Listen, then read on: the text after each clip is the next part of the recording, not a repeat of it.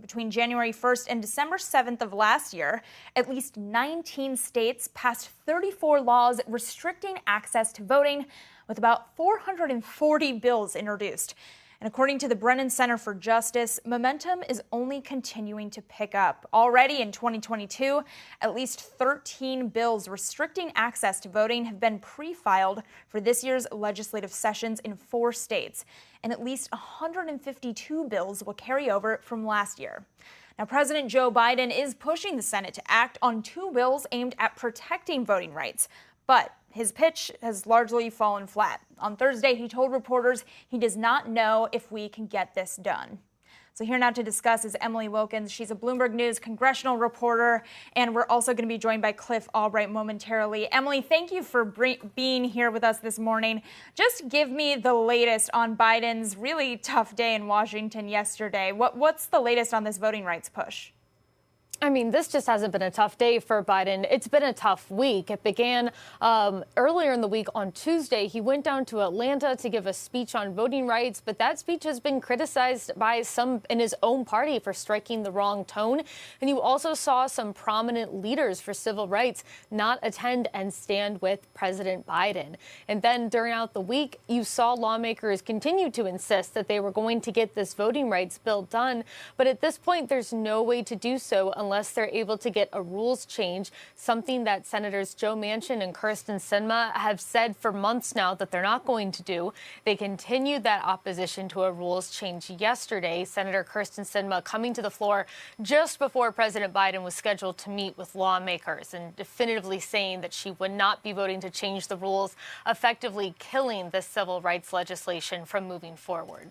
Well, I want to bring in Cliff here. Cliff Albright, co-founder of Give Us the Ballot and also co-founder of Black Voters Matter. Cliff, thanks for being here. I know your organization was one that boycotted Biden's remarks in Atlanta earlier this week on pushing past the filibuster to get voting rights through. Do you stand by that decision, given how his week in Washington has unfolded since then?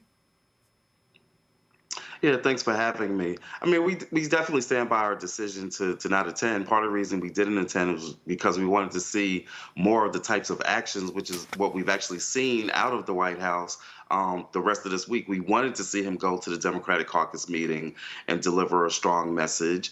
We wanted them to get on the phones and to call around and to whip votes and to advocate amongst the senators. And so they've been doing the kinds of things that we wanted to see done when we made the decision to not attend, and we're glad that we're done that. So we're now walking in lockstep with the White House. That's good news. The problem now is that we've got to move the attention to Manchin and Sinema, who, you know, although, as you said, they've both been saying that they're not going to modify the rules, and they've been saying that for months. The flip side of that is both of them in the past have been advocates for modifying the filibuster. So to a certain extent, they're arguing with themselves. But we're going to keep the pressure on, and we just ask that the White House continue to do the same, and that everybody believe that in spite of a speech that the senator gave yesterday, that it's not over until it's over. At the end of the day, their job is to vote.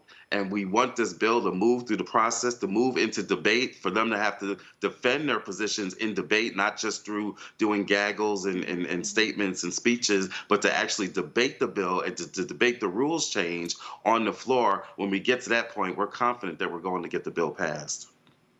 Cliff, I wanted to ask you just a little bit more about this pressure that you talk about putting on Senators Sinema and Manchin, because certainly they've both been under a lot of pressure in the last year, both from their colleagues, from the White House, from Biden. I think there was a report that Oprah gave Joe Manchin a call trying to get this thing through.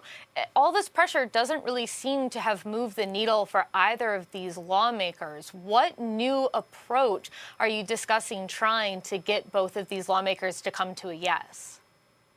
Yeah, so a couple of things to keep in mind on that. Yes, they've been getting a lot of pressure all throughout the year. That pressure hasn't come from everywhere all throughout the year. As we pointed out, we wanted the president to put more pressure on them throughout the year. And even in his own speech, where he said that he was tired of being quiet, what he said was that he was having quiet conversations for 2 months.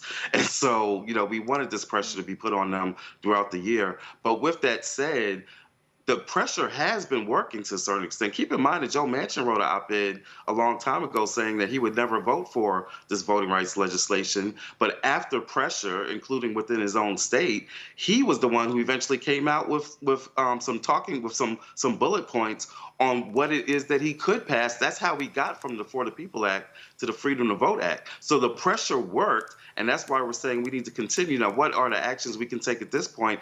Part of this has to be, we're going to revisit some of what we were doing in Georgia and Texas in terms of corporate accountability, which I think is an appropriate, this is an appropriate place to be talking about corporate accountability. You know, there are donors that the Senator Sinema might be more responsive to than necessarily to protesters that are doing sit-ins outside our office. That's not to say that we shouldn't rally and do sit-ins and be in the streets. We're going to be doing a march in Arizona with Martin Luther King III and the King family on tomorrow. All of that needs to be done. It's got to be a variety of tactics and a variety of pressure points, including corporate accountability, in order to move Senator. And at the end of the day, what she's not had the pressure of is, again, having to debate her position on the floor, which is different than just making a statement and issuing a statement, having to debate and answer questions from her colleagues in public. She's not faced that pressure yet. That's why we're glad that this bill is moving through the process to debate on the floor, which cannot be filibustered because of the process that Senator Schumer is using. Sure, and definitely, I think you make a good point, Cliff, that the lawmakers have figured out a way to kind of move voting rights, at least to the point where they can debate, even though they still have that impossible, as of the moment, to clear hurdle for getting to the vote. I also did want to note really quickly that the initial For the People Act that lawmakers put forward, that has been slimmed down, changed by Senator Joe Manchin, and that is ultimately what was included in the House yesterday and is now being debated in the Senate. That, as well as legislation named after John Lewis that addresses legal precedent around some of voting rights. Right. And Emily, I also want to pick up on this by stepping back a little bit, because Biden's approval rating has been definitely on the decline, particularly among black voters. Cliff, sticking with you, obviously black voters are not a monolith, but I believe the number is a drop in 20% on approval rating from this demographic. What do you think the White House needs to do heading into 2024 to change things? Yeah, I'll even add on to that. There's polling showing that the drop has been precipitous amongst older black voters, right? The kind of voters that were really part of his black base during the presidential election and during the primaries. So yes, we've been seeing that. And we know that, look, voting rights is important for our community. You know, for some people, it's a litmus test of the extent to which, when you say that you're going to have our backs, whether or not you really mean it. There are other issues that we care about. Obviously, you know, there's issues dealing with economics and tax, you know, child tax credits and things of that nature. But for many people, you know, voting rights was something that we wanted to see take place when the president first came in, right? And so, yes, it can have an impact on turnout, not just in terms of enthusiasm, right? But also, let's not forget, the reason they're doing the voter suppression is to impact turnout. And so you've got a double impact there. You've got the enthusiasm gap that can come if it's not passed, as well as the logistical administrative things that can cause a decrease in turnout. And so we're not trying to jump to that yet, though.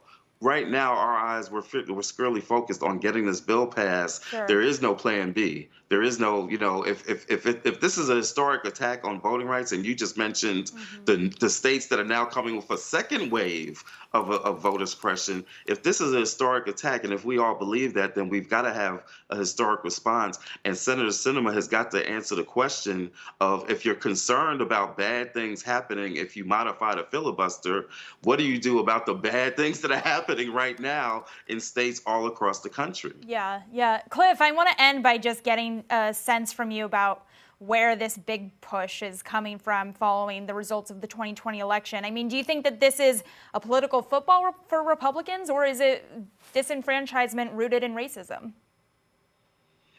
Oh no, it's definitely different disenfranchisement rooted in racism, and now obviously having an impact beyond racism as much of racism works, right? Things that start off being targeted at the black community or the brown community winds up impacting an entire system. And so you get to a point where you're attacking vote by mail. Well, we're not the only ones that use vote by mail. Other people use vote by mail. In Florida, Republicans have traditionally won elections Right. with vote by mail, but now they're attacking that. And so everybody, gerrymandering affects the entire system and creates a situation where even though 90% of the country believes in something like common sense gun reform, you can't get it passed because the elected officials are so isolated from the electorate. And so it's a sickness that starts in racism, but then impacts the entire process. But that's what it's rooted in. The big lie and Donald Trump's efforts to overturn the election was rooted in racism because they weren't trying to overturn every state. What states were they focused on? Georgia, where he was mad at Atlanta; Michigan, where he was mad at black folks in Detroit; Pennsylvania, where he said there was all kinds of fraud from black folks in Philadelphia. So yes, these attacks are definitely rooted in racism, but everybody is going to suffer for it. Really amazing context there, Cliff. Thank you so much. That was Cliff Albright giving us the context on his organization and efforts. And Emily Wilkins, Bloomberg News congressional reporter, thank you both so much for your time.